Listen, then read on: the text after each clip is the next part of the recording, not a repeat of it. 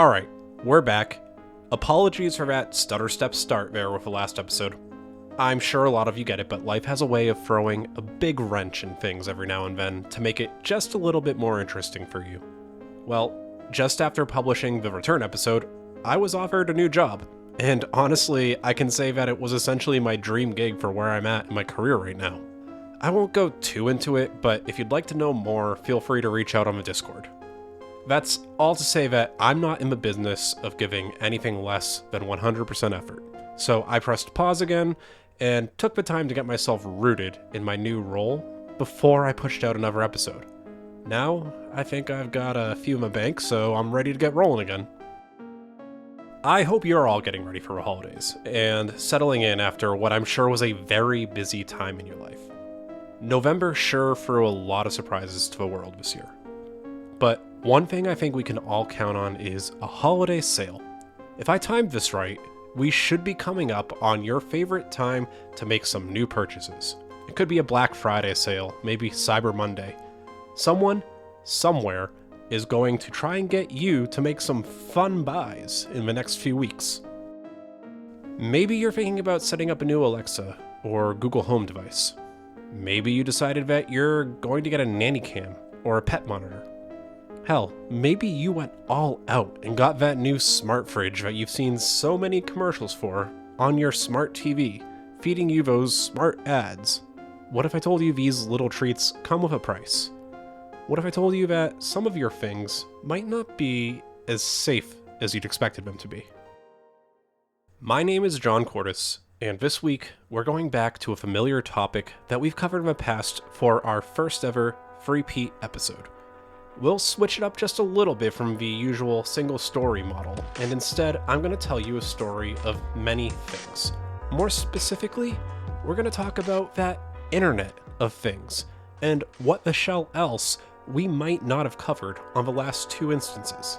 So join me this week so I can talk to you a little bit about some of the major breaches in privacy, some interesting stories, and how this year it might be your grill that's moonlighting as a hacker without your knowledge.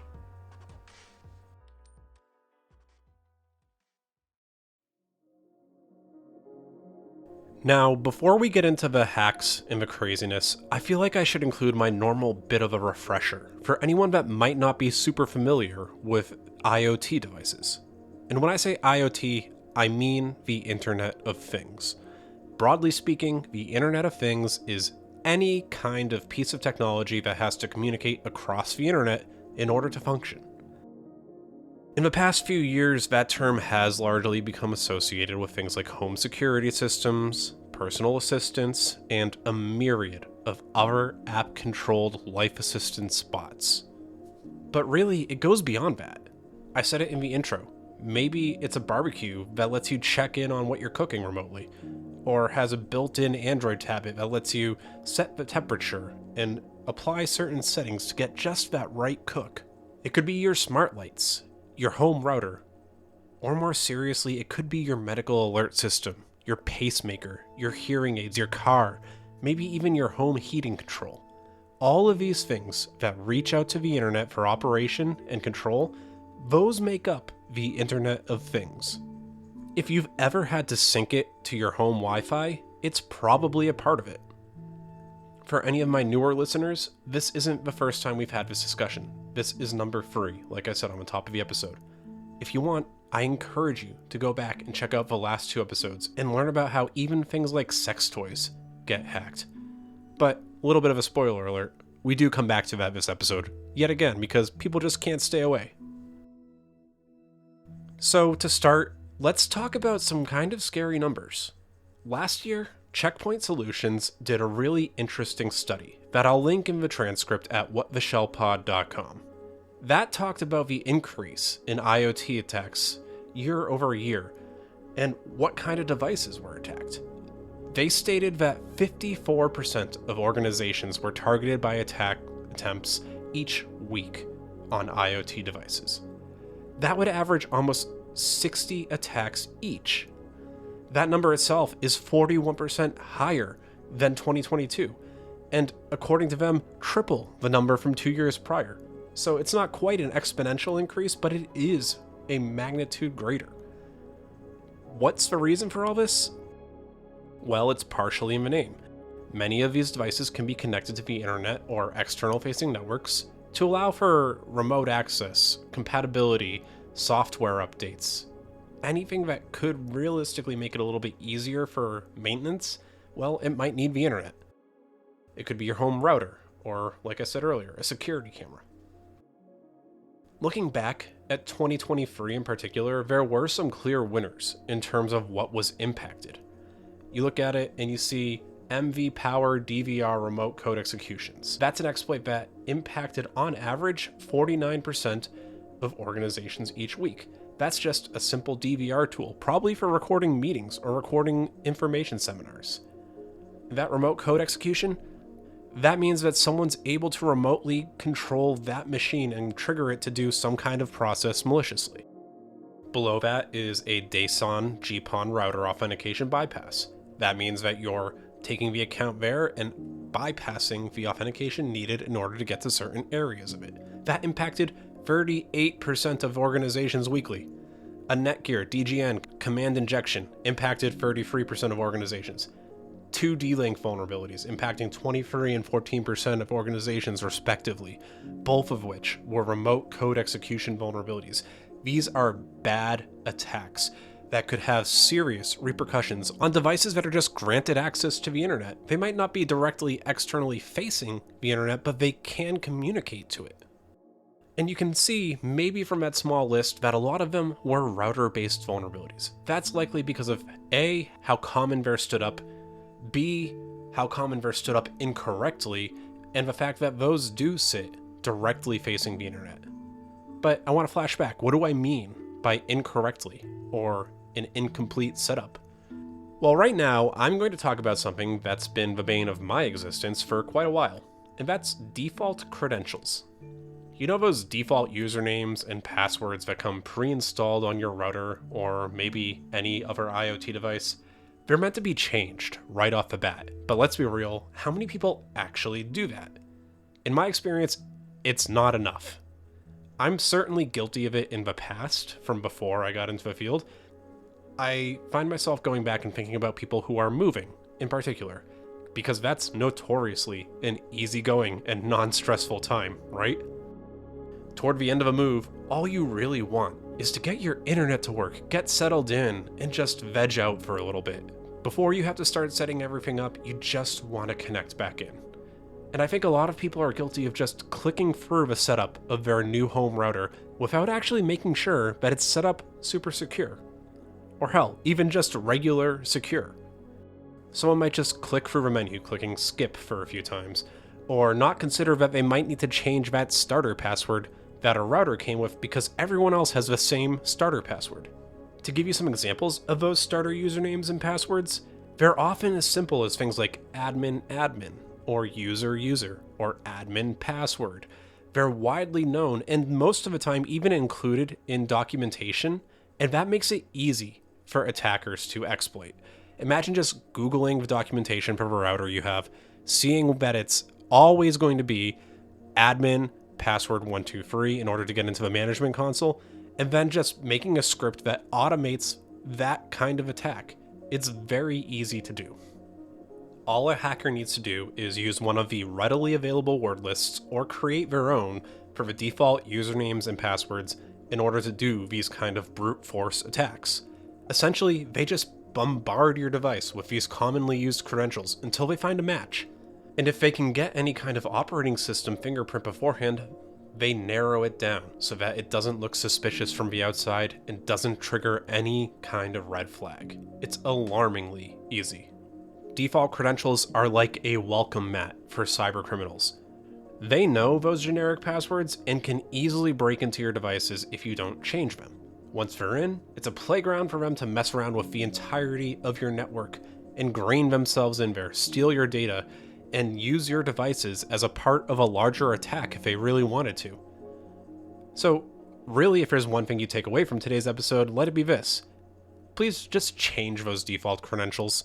It's a simple step, but it can save you a lot of headaches down the line. It's such a simple and important step even that the United Kingdom recently became the first country to ban IoT devices from using any form of default credentials.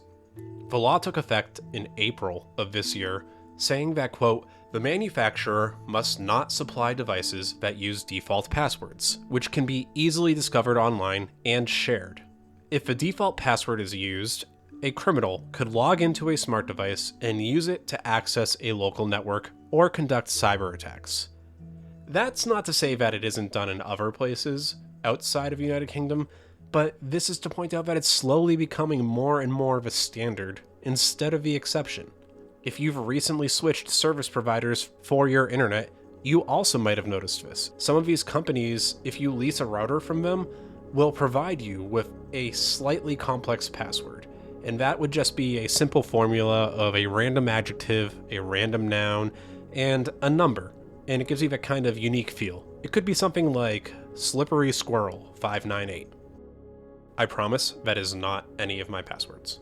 But I think we're a little bit over 10 minutes in, and there's a lot of ground I could retread if I really wanted to. The fact that botnets use IoT devices, the fact that there's also the user security portion to consider. Let's go into this and get into some of the more interesting hacks I've uncovered since the last time we talked. We'll talk about something that might be a little bit fun, some not so fun examples of what can be hacked, how it can be hacked, and at the end I've got a little bit of a thought exercise. I want to start with one that surprised me a bit, that I read about this past summer. I don't know about you, but in the summer, I like to grill. I'm not a nut about it, but I've got a Bluetooth thermometer that monitors what I'm cooking because I do like to be precise. I've even toyed with the idea of getting a grill that could do some of that for me, something that would let me smoke meats overnight or for long periods of time and take a little bit of a stress out of it by adding a little bit of intelligence into it. But that would mean that I'm probably going to sync it to an app on my phone and connect it to the Internet of Things. Does that mean that a threat actor could potentially come in and do something worse than hack my toothbrush? What if it could ruin my barbecue? Well, that was exactly the case when security firm Bishop Fox's Nick Cern found that Traeger grills could be impacted by a vulnerability that resulted in the ability for an attacker to abuse the built-in API. That API, if you'll recall, is a coding resource to help send commands to the grill from things like mobile applications on your Android or iPhone, or even from the internet. Nick and the team at Bishop Fox were able to, quote, remotely shut down the grill belonging to an employee not on the research team, and also increase the temperature. In this case, the researchers changed the temperature from 165 degrees Fahrenheit all the way up to 500 degrees Fahrenheit. Instead of being smoked into a delicious meal, they said that the tofu was reduced to a blackened, inedible crisp. And depending on your taste, tofu is already inedible. Personally, I like it, but I get it's not for everyone. I've got a link in the episode transcript to the technical details here, but it demonstrates the calls that they made to that API and what would happen as a result of each individual piece of code. Ultimately, one of the things that did offer a slight sense of security here was the fact that Bishop Fox was not able to actually ignite the grill remotely. That at least means an attacker can't just turn my grill on when I'm not at home and melt the cover straight to it. One of the screenshots I've got on the website directly shows the picture of the shutdown cycle that was triggered. That would put me in quite a pickle if I had spent all night preparing and then suddenly I woke up to a sizzling pile of char and meat on a day that I'm supposed to host people. I like hosting, and I would have felt bad if I had to order 6 pizzas instead of getting everything ready and squared out for them. Let's take it indoors though, on this little journey of IoT devices. We're gonna go inside the house now, and let's say I've got a lot of smart home devices to help minimize the effort expended throughout the day. So what do I do while I'm waiting for my smart grill to cook up something good for dinner? Well, I tell my robot vacuum to go clean the floor for the guests that are gonna come by later. I don't know about you, if you're a younger viewer, they might be a little bit more common, but for me, robot vacuums used to be something that were a bit of an eccentric or lavish thing. But now, I know a lot of people who have actually opted to bring them into their daily life. And I get it. After a long day at work, not everyone wants to do the chores they need to maintain their home, So we offload. And this holiday season, you might look at something like a Roomba or an EcoVac system. But what if I told you that EcoVacs in particular had a history of not necessarily being the most security-oriented company? At first you might think, well, big deal, my vacuum doesn't care about security. But start to consider what actually makes your vacuum tick. What's on board it? Like, maybe the camera? Well, Dennis G's found a way to exploit EcoVac's vacuum systems from up to 140 meters away. For the non-metric audience, that's about 460 feet. And to put it in perspective for our sports fans, that's about 1.5 times the size of an American football field and close to the same for the average soccer pitch. That's all to say that he didn't need to be right up close and standing next to the vacuum to attack it. He just needed to have a strong enough Bluetooth signal. And Dennis found that being close enough with the right signal, he was able to build a payload that accomplished several different tasks. Let me read to you what he was able to do with this EcoVac system.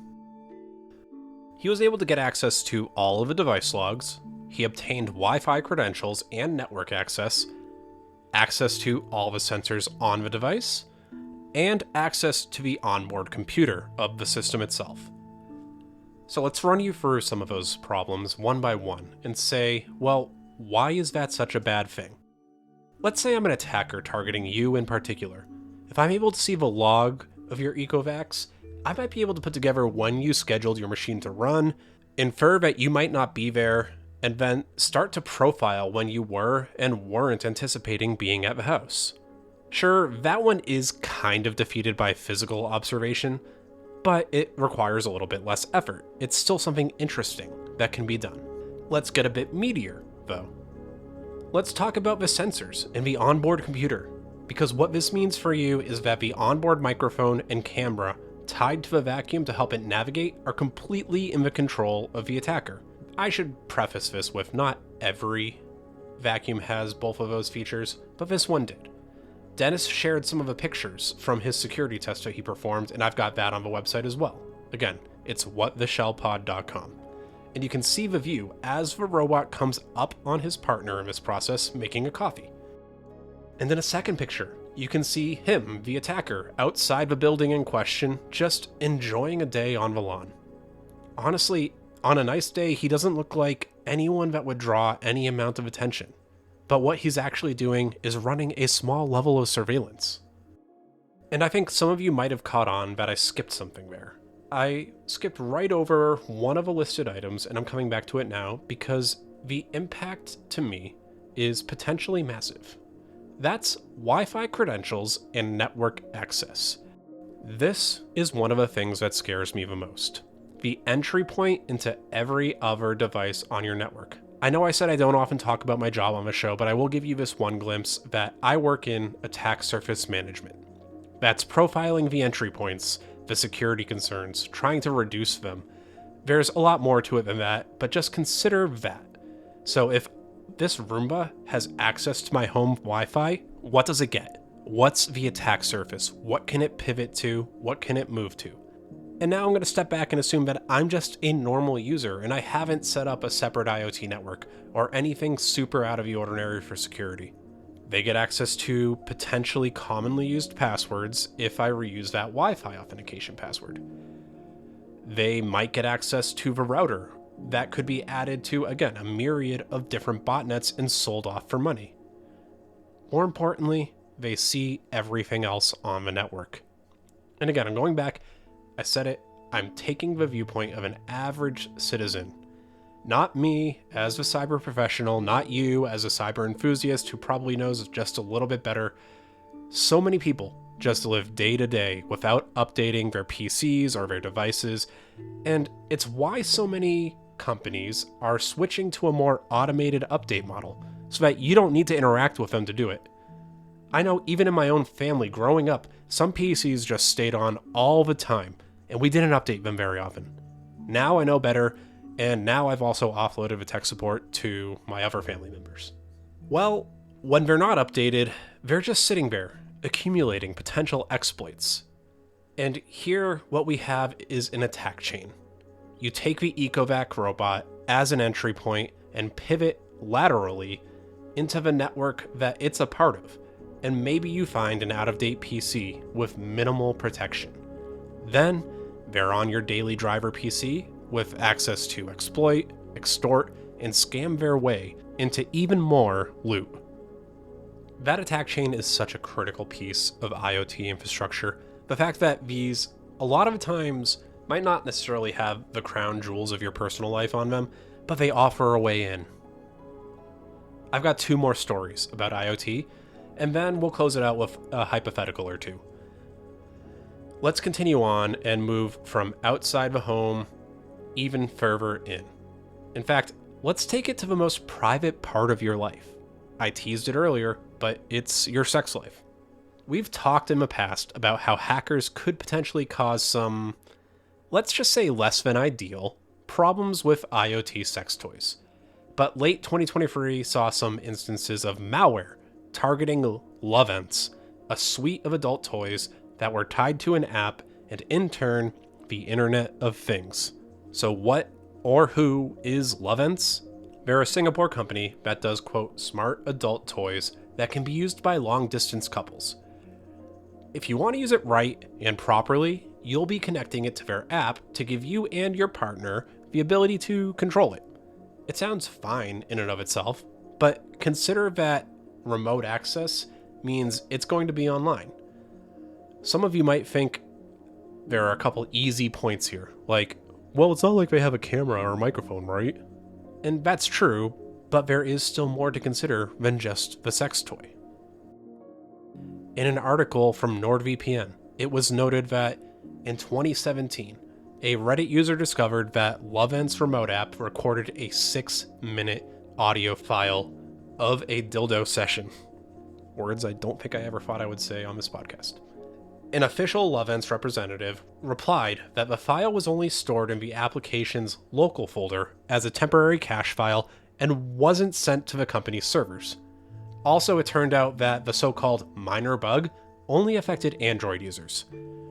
Soon after that complaint, Lovense fixed the bug for their latest app version, but it's easy to see how maybe, even if this was kind of by their design, it's still something that could be exploited by an attacker with the right knowledge.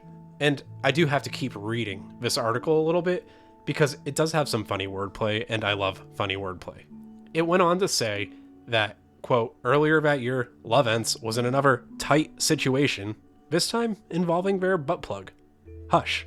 That situation in particular was referring to when a security researcher named Giovanni Molini discovered that the device was prone to man-in-the-middle attacks, making it possible to pair with a laptop without any authentication and make that butt plug activate and vibrate. Now, again, I won't judge too heavily on people's own kinks, but imagine if you're an attacker and you have this monitor set up and you're out in public and suddenly it pings that you can access one and exploit it. A, that's just personally a little bit funny, but B, it's a big violation of privacy. This isn't right. And it's not just butt plugs, it's other sex toys as well. Many of these apps involve you connecting that sex toy to an internet-facing application in order to communicate. And again, there are valid cases for this, I get this, but it makes them ripe for exploitation. And I guess in that case, so are you. I think it's funny that the NordVPN article offers a how do I know if my love toy is infected with malware? My guess would be some kind of STD test, but that's neither here nor there. They went on to say that it's typical behavior of malware that was transferred via an app like that involves a rapidly depleting battery on your phone, lag, random reboots, but if I'm being honest, that just kind of feels like what happens when your operating system moves past the phone's ability to support it, and you're getting off-cycled by the manufacturer. I don't think anyone would immediately see one or multiple signs in that list and think, oh my god, I've got malware. Ultimately, the easiest way to protect against sexy malware is to just keep the device off and lock down the app real well with a password and controls. I mean, if I'm being really honest, the easiest way is just to use the old-fashioned toys that don't connect, but you have your own right to do whatever you'd like. And sometimes that comes with consequences. It's difficult not to see how this could be used against someone, though. Imagine if they took that 6-minute audio clip from earlier of an intimate moment in your life and ransomed it off to you, or auctioned it off online. These are sometimes the most guarded parts of people that are being made available, and they deserve a level of security and care that frankly I don't think they're getting. There was another instance last year, in a similar vein, where a chastity belt could only be opened with an application, and it came under scrutiny for a similar kind of attack. A firm called Pentest Partners discovered that a toy manufacturer named Kiwi, that's Qiui, had a vulnerable lock on their chastity belt that could trap a user inside of it if it was exploited properly. In some cases, because it didn't have that physical lock, that meant it might end up needing an angle grinder or a heavy tool in order to free you from it. And I'm sure rapidly spinning metal near your genitals is worth the risk to them, right? And once again, like most companies, because they ask for so much when you install the app on the phone, Kiwi was also potentially leaking your personal information, like your name, your location, your passwords, your phone numbers, and birthdays. The best case scenario here is that you're getting targeted sex toy ads on your birthday, and the worst case scenario is that someone now has this list and they're threatening to exploit you or your contacts just to get some money. Pentest Partners thinks that the adult toy vendors have shown a rather blatant disregard for privacy and security in the recent years, and as I said earlier, I'm inclined to agree. But to that end, it seems like it's just the IoT production process as a whole. In my own observation, the model seems to be make a quick buck, push a product out to retailers, don't support it, go under, start a new company, and repeat, because you'll notice that a lot of these are the same products under different names over and over and over again, and I have to imagine that to them, it's cheaper just to bankrupt themselves, restart, make the money, and do it over again. And the last one I'm going to talk to you about is going to seem a little bit tamed in comparison to the recent points, but hear me out because I think it flows a little well into the thought exercise at the end of the episode. In August of 2023, Bitdefender submitted a vulnerability disclosure to Bosch regarding one of their smart thermostats. It was vulnerable to command injection attacks. This thermostat operated with two small boards called microcontrollers. Together, the system would use one of them for Wi-Fi functionality and the other to be the brains of the device. And at first glance, that does kind of seem like a good idea, right? If a networked piece is separate from a brain, surely it can't cause any damage. Well, what Bitdefender found was that the device was listening on a port that would mirror any message received on it to the brains of a computer from that Wi-Fi piece.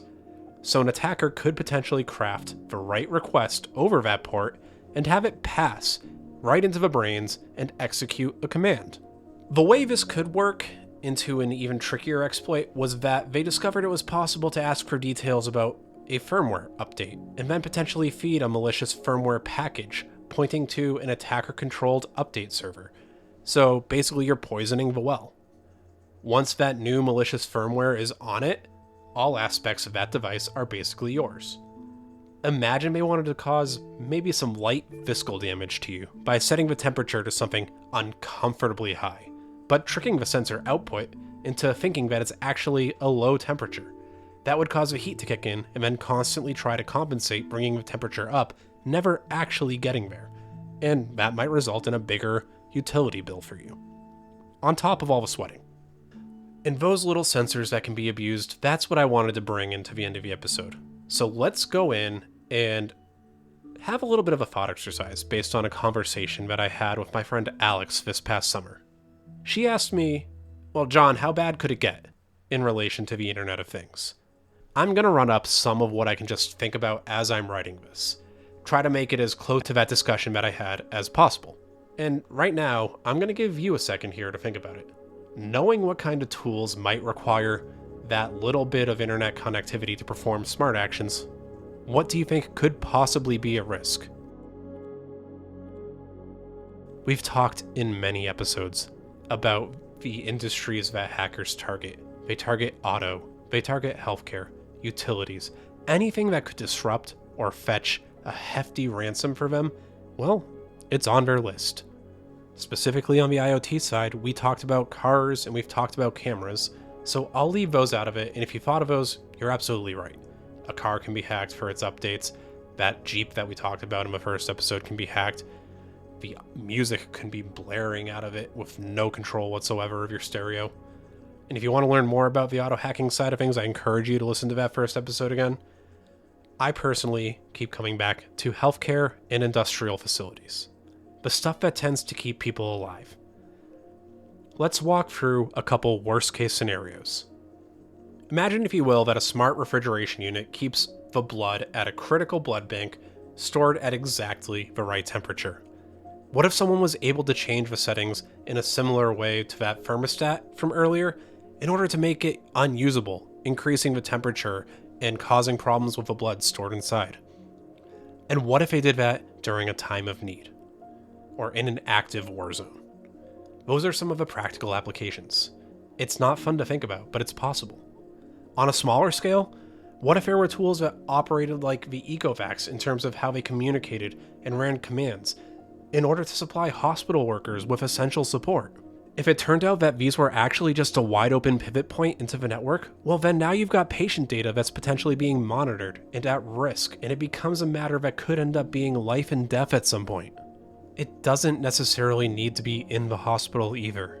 There are hearing aids, pacemakers, medical pumps, and more that operate on or even in a person to help keep them alive. And those devices are supported by over-the-air updates and applications. Theoretically, these could each become a target if they're not secured properly. It's why there are so many regulations and why people are trying to cramp down on this before it becomes an even bigger problem. And then we get into the industrial problems. The very first episode of this show was the Colonial Pipeline hack. The pipeline was shut down for weeks after an old account was used to get into the internal network and disrupt service.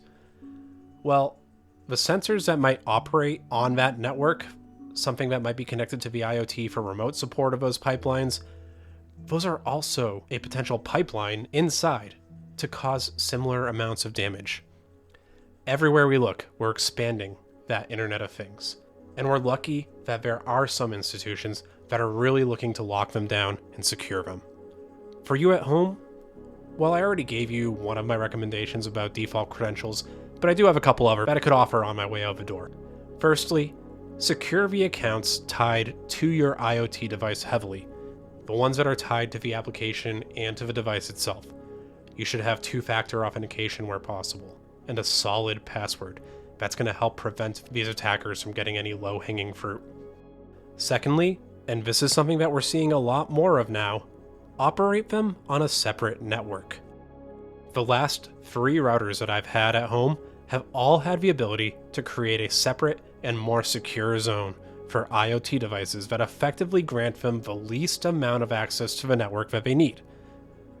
You can put your doorbell on it, you can put your cameras on it, your smart TVs if you really want to.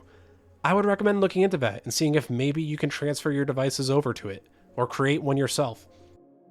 It's not going to be easy. Hell, I can say for certain that it is annoying, but it's worth it. Happy shopping, everyone. Spend wisely the next few weeks, and do your research before you buy that new smart device. If you still think it's worth it, well, I hope you enjoy it. I'm John Cordes, and thanks for listening to What Michelle. Before we go, I do want to ask if you can do me a favor. Since I'm just coming back, the show is going to have a bit of an uphill battle against the algorithm. So if you can rate the show, that would be super helpful, especially all you Spotify listeners. That seems to be my biggest user base. And if you did like it, then maybe share it with someone you think might enjoy it too, especially this holiday time of year where maybe they might find these IoT hacks just as interesting as you or I. I've rebuilt the show's Discord. You can find a link to that in the episode description. That's where I'd love to have the most conversation with you and where I'm going to try to start being more active as the year closes out. But if you're really feeling like going somewhere else, then you can find me on Instagram at shell_pod. I'll see you all in a few weeks for the next episode.